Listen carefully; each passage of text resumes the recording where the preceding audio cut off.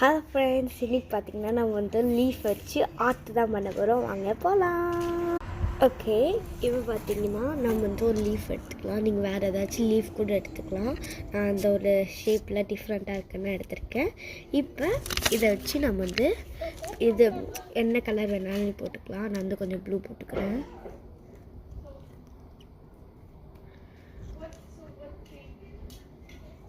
நீங்கள் வேறு கலர் கூட போட்டுக்கலாம். நான் வந்து என்ன ப்ளூ போட்டுக்கிறேன். நான் ப்ளூ போட்டு நான் கலர் பண்ணி விட்டுட்டேன். இப்போ டிஃப்ரெண்ட். ஓகே, நான் டிஃப்ரெண்ட் கலர் எடுத்துருக்கேன். நான் வந்து இங்கே போட்டுக்கிறேன்.